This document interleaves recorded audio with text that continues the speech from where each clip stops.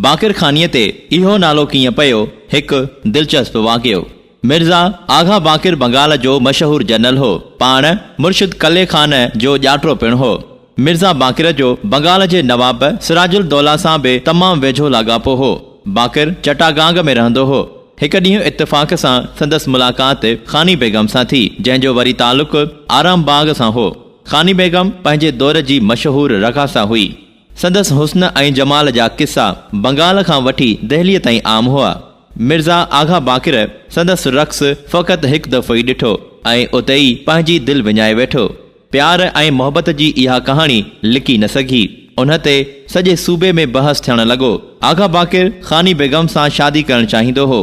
ॿिन्ही हिन शादीअ जी तारीख़ बि मुक़ररु कई हुई, पर हासिदनि ख़ैर न सठो।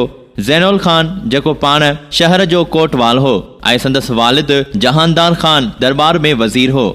ख़ानी बेगम खे कोटवाल खां सख़्तु नफ़रत हुई।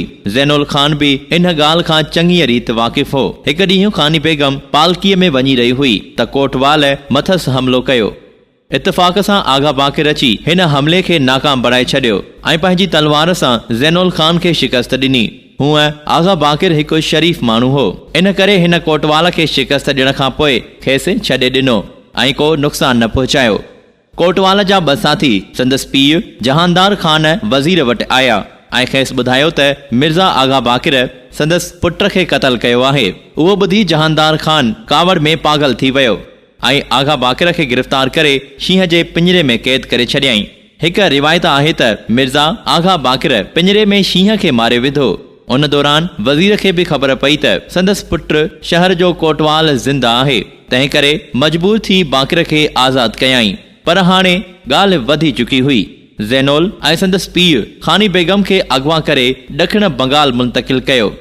जॾहिं आगा बाक़िर पंहिंजे लश्कर सां पीछो कंदे उन जाइ ते पहुतो त जंग शुरू थी वई। कुदरत जो इंतकाम ॾिसो त ग़लतीअ सां जहानदार ख़ान पंहिंजे पुट ज़ैनुल खे क़तल करे छॾियो। ज़ैनुल क़तल थियण खां थोरो अॻु ख़ानी बेगम खे बि क़तल कयो हो। जॾहिं जंग ख़तम थी त ख़ानी बेगम मरी चुकी हुई। जहानदार ख़ान फरार थी वियो हो।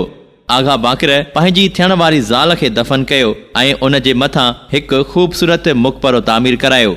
उन माॻ जो नालो बाक़िरगंज मशहूरु आहे। सान्हे खां पोइ आगा बाक़िर पाण खे संदसि घर ताईं महदूद करे छॾियो।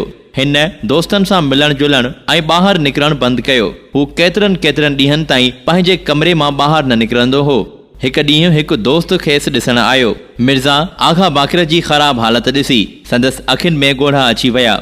ही आगा बाक़िर खे काफ़ी कोशिशुनि खां पोइ ॿाहिरि वठी आयो ऐं ॿई दोस्त हिकु अहिड़ी जाइ ते वेठा जिते इंतिहाई माहिर कारीगर मानी तयारु करे अमीरनि खे पेश कंदा हुआ। बोरचीअ नए तरकीब सां हिकु नई शइ ठाही ऐं आगा बाक़िर खे पेश कई। आगा बाक़िर जॾहिं उन खे खाधो त हुकुम कयईं इन बोरचीअ खे वठी अचो। बोरची ॾकंदो ॾकंदो आयो, चवणु लॻो त हुज़ूर, इन खे मूं अॼु पहिरियों दफ़ो ठाहियो आहे। तव्हां पहिरियां माण्हू आहियो जंहिं इन जो ज़ाइक़ो चखियो आहे। जेकॾहिं का घटि वधाई थी हुजे त माफ़ कजो। आगा बाक़िर चयो त हिन पंहिंजी सॼी ॼमार में कॾहिं बि अहिड़ी लज़ीज़ शइ न खाधी आहे। हिन जो नालो छा आहे? त बोरचीअ चयो, साईं, इहा अॼु मूं पहिरियों भेरो तयारु कई आहे ऐं तव्हां पहिरियां माण्हू आहियो इन खे खाइण वारा, तंहिं करे इन जो नालो बि तव्हां ई रखो। आगा बाक़िर कुझु देरि सोचींदो रहियो ऐं पंहिंजे ऐं ख़ानी बेगम जे नाले खे मिलाए बाक़िर ख़ानी तजवीज़ कयाईं। इन खां पोइ इहा लज़ीज़ खाइण वारी शइ बाक़िर ख़ानी जे नाले सां मशहूरु थी। बाक़िर ख़ानी मुख़्तलिफ़ इलाइक़नि में मुख़्तलिफ़ शक्ल में थी सघे थी, पर संदसि ज़ाइक़ो ऐं इन में इस्तेमालु थींदड़ शयूं साॻियूं आहिनि।